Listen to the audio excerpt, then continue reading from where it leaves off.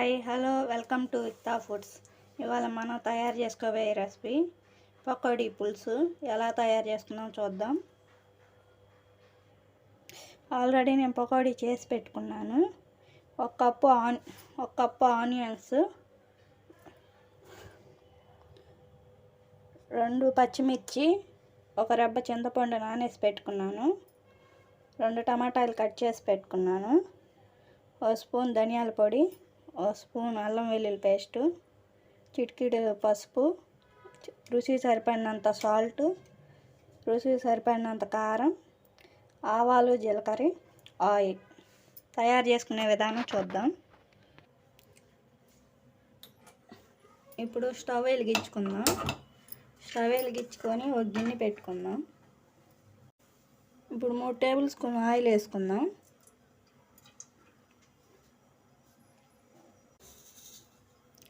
ఆవాలు, జీలకర్ర వేసుకుందాం.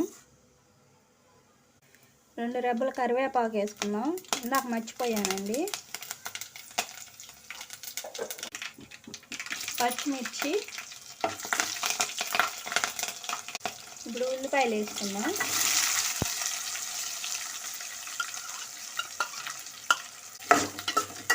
ఇప్పుడు వీటిని బాగా కలబెట్టుకోవాలి. 2 టమాటాలు కట్ చేసి పెట్టుకున్నాం కదా, అవి కూడా వేసేసుకున్నాము.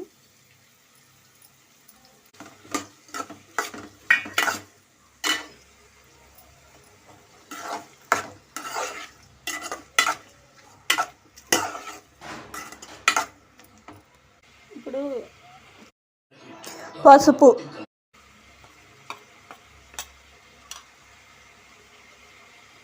ఇప్పుడు సాల్ట్,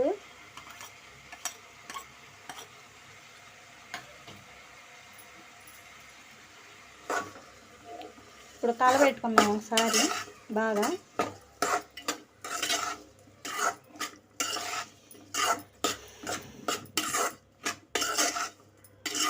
ఈ కూర తొందరగా అయిపోయిందండి. చాలా సింపుల్, చాలా టేస్టీగా ఉండిద్ది. ఇప్పుడు కలబెట్టుకొని ఒక 5 నిమిషాలు మగ్గనిచ్చుకుందాము ప్లేట్ పెట్టి.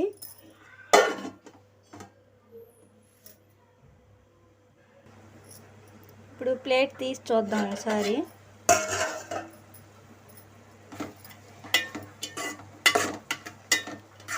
ఇప్పుడు కొద్దిగా మగ్గింది కదా, 1 స్పూన్ అల్లం వెల్లుల్లి పేస్టు,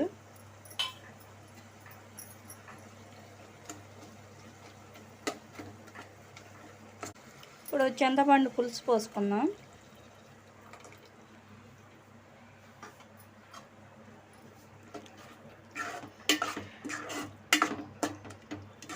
కొద్దిగా వాటర్ వేసుకుందాం దీంట్లో.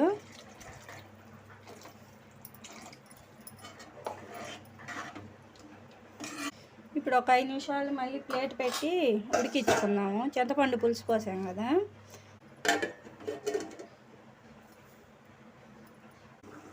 ఇప్పుడు ప్లేట్ తీసి చూద్దాం. చూడండి, చక్కగా ఉడికింది. ఇప్పుడు కారం వేసుకుందాము.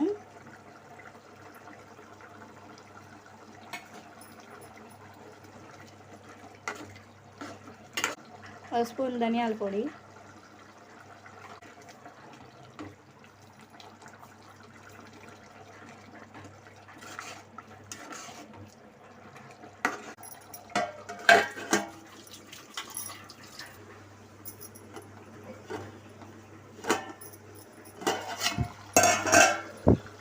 కారం ధనియాల పొడి వేసుకున్నాక ఉడికింది కదా. ఇప్పుడు బాగా మగ్గిపోయింది. ఇప్పుడు పకోడీ వేసుకున్నాము.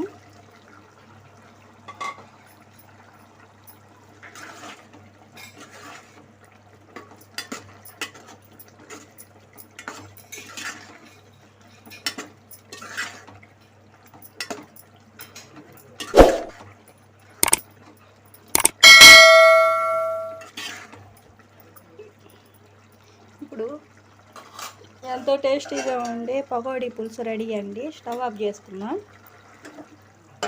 ఇప్పుడు సర్వింగ్ బౌల్లో తీసుకున్నాము.